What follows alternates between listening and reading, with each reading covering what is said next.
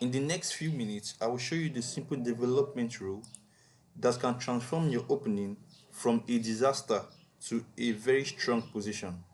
At the very beginning of a chess game, it is considered good to put one pawn or two pawns in the center of the board, followed by the development of your knights, then your bishops, then getting your king to safety as quickly as possible. Now that looks something like this. Pawn to e4, the opponent can play pawn to e5, both breaking out the pawn, controlling various squares. See, controlling this square and this square. You also controlling this square and this square. You get. So then the development of your knights. The knight is developed to f3. The opponent develops his own knight. You develop the other knight. He develops his other knight. Then you can bring out your bishop, developing this bishop from f1 to what? To c4. Now it is very important to develop this bishop before pushing this pawn, as if you do it the other way around, after the knight develops, if you push this pawn, guess what? You are hampering the development of this bishop to a very very active square. You see, so the only place the bishop can develop to will not be very this very square here, which is hampering the scope of the bishop's move to either c4 or b5. So that is why it is very very important to develop this bishop before pushing out what the pawn. Now the opponents can continue development by developing his bishop to either this square or no this square. But let's just leave it here for today's sake.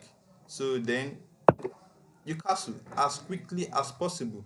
Like I said, you need to get your king off the center as quickly as possible before you continue your development or before you start attacking. At the beginner, you need to consider this very, very, very important. The opponent can also what? Castle.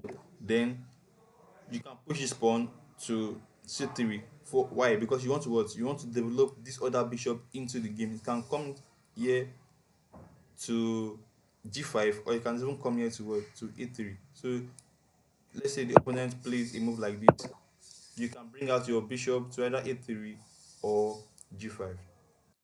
So the opponent develops is also his bishop. Then you can develop your queen to d2. Why? Because you want to bring your rooks to the center of the board. As you can see, the rooks need to be at the center of the board. So that's why you can move your queen to either this square or this square. Then what? Then followed by the development of your rooks to the center of the board. And you also have to know that you can also castle queen side. It's not a must you castle what? King side. People that love attacking shares, they will tend to castle queen side so that their both rooks are going to what? To be in attack of the king. So you can castle queen side, you can castle king side. It does not matter. Now let's look at it from the black. Okay, before I even move to the black side of it, now we've started this move with the king's pawn opening. We can also play the queen's pawn opening, right? Whereby you move this pawn d4 rather than what? Than e4. Then you just follow the basic rules, move your pawns, control the center of the board, then develop what? Your minor pieces. And it can look like this: d4, d5, right? Controlling what? Some basic squares like c4 and e5 and e4, sorry. So you the white pawn is also controlling what?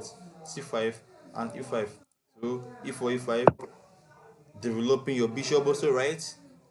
Move your pawn, control the center, develop your minor pieces, which are the bishops and the what? And the knights. Develop the bishop, develop his own minor piece, develop, okay, develop your knight, also develop his bishop. Because of what he wants to what? To castle as what? As quickly as possible. As beginner, you need to get this drilled into your brain. You need to castle as what? As quickly as possible. So I develop my bishop also. I castled, develop his bishop, develop your knight. Guess what? This is a very very basic system which is called the London system, right? Whereby it's just like the same setup. that you play. Pawn to d4, then just this same very basic setup. This is called the London system. And beginners can actually look into the system to play. Regardless of what the opponent plays, you can just play the system and what and use it to what to play. Now let's go into it as the black side. Imagine if you are playing as black. What do you do when the opponents play? Like I said, e4, e5, right? e4, e5. We control the center. Then the opponents play knight to f3, developing his knight. But we have to take note of this that as black, sometimes we tend to react to what to the opponent's move because the opponent is moving first and we are moving what after the opponent. So the opponent moves this knight. You have to look at, okay, what does this knight? This knight is actually trying to attack this pawn, as you can see, moving his knight, developing his knight, but for a purpose, attacking what this pawn. Then there are various ways to defend, right? You can play pawn to you can play pawn to d6, right? You can play this move, but don't play this move. This is a very bad move. It's a defense though, but it's a very, very, very risky defense. You can even play a counter attack like knight here, man. So your opponent is attacking your pawn. Guess what? You're also attacking the opponent's pawn too, right? It's like a counter defense. It's called the Petro defense. But one of the very solid way to play is by playing knight c6 to what to defend this pawn by also developing your own knight. You see, you're developing and also what defending your pawn. Then the opponent can develop his bishop. Now we can choose to just continue our development like knight here, bishop here, pawn here, then castle. Just the normal basic development moves. But you have to be cognizant of what the opponent is trying to do. As you can see, the opponent puts this bishop here. If you are just naive, so you just play a move like knight here. Guess what? You can get into some trouble as early as the third move because the opponent has this move knight to what to g5. Guess what? Putting pressure on this pawn with the knight and the bishop. So sometimes you have to look into your moves as black whenever white respond. Now, I think one of the best ways to respond is by playing what bishop to c5, also developing your bishop. Then I guess it castles, develop your knight. You can develop his knight, castle also. And from here, you can just the basic stuff. Bring your rook to the center, push this pawn up, develop your bishop, move your queen to your seventh rank, move your queen one square up, bring your other rook to this place, and just continue what your development. So that is a run through of how you should be playing the first 5 to 10 moves as a beginner. Now let's look at a game I played when I was still when I was still 1,000 elo. I played this game. I was trying to learn what to do in the opening phase of the game also, right? So I played e4, the opponent played e5, right? I learned that you take control of the center, right? So I'm taking control of some key squares in the center of the board. The opponent played e5, also control some key squares. And then I developed my knight to f3, clearly attacking this pawn, right? I'm clearly attacking this pawn. Then the opponent is following some very basic fundamental opening development rules, right? He also developed his knight attacking, sorry, defending his pawn also.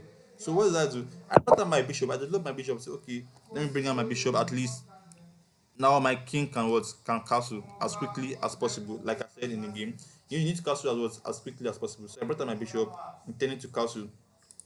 Then my opponent played this move, h6. Like I said in the previous some few minutes ago, right? Some players are actually scared of the knight coming here, right? Attacking this weak pawn because of there will be like a lot of pressure from the knight and the bishop.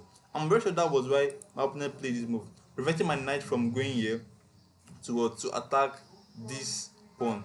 But what did I say? Whenever you have an opportunity to put 2 pawns at the middle of the board, you should absolutely do it. And that was what I did. I attack the center with my other pawn by playing d4. And my opponent what? He took, I took back, he took back, then I took back with my queen. Now, at this stage of the game, you can see black's problem here now. I have one, two, three pieces developed at the center of the board while my opponent has no piece in the game. As you can see, all because of this move that he played, right? A move that does nothing at the opening of the game. He did not develop his pieces. He moved a pawn at the edge of the board. That is very, very bad, and don't do that as a beginner. So you can see that my queen is very active at the center of the board. My bishop also has a scope. You get my pawn also is able to control some key squares. So what's my opponent play? He develops what? His bishop. Now, one thing you have to know as beginners is that before you move or when your opponent make a move, you have to ask yourself, what did the move of my opponent just do?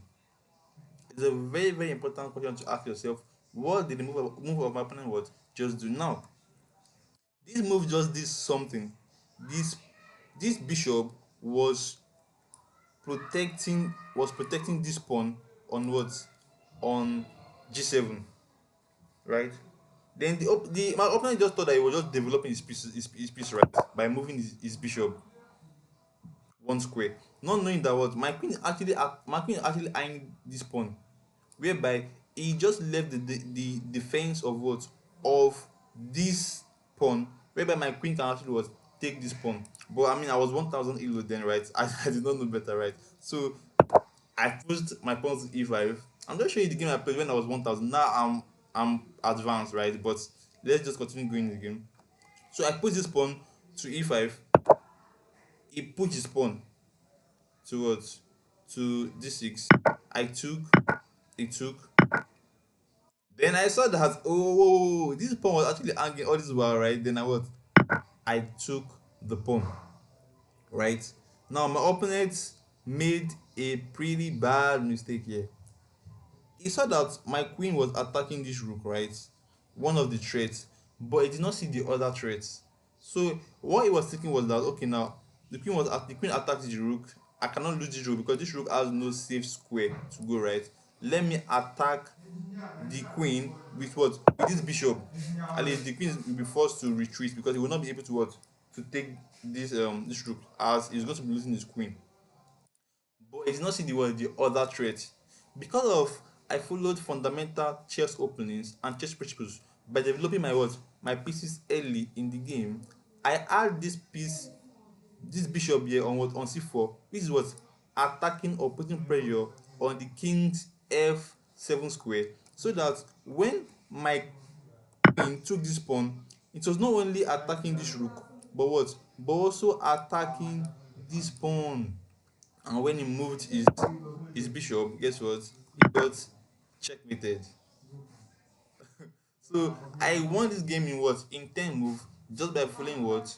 Fundamental chess opening what? Principles. Whereby you move your pawn to the center of the board, e4 or e5 or d4 as white, controlling what? Some few squares at the center of the board, and what? Developing your minor pieces, which are what? Your bishops and your knights, and what? And getting castled as quickly as possible. One of the downfall of this game for my opponent was this move h6. It was meant to just follow principles, right? Develop his knight, develop his what? His bishops, his queen also before and castle before start even taking off a move like this. So that is what we need to know as beginners, that what we should what develop as quickly as possible. Thank you guys for watching this video. Make sure you like, make sure you subscribe.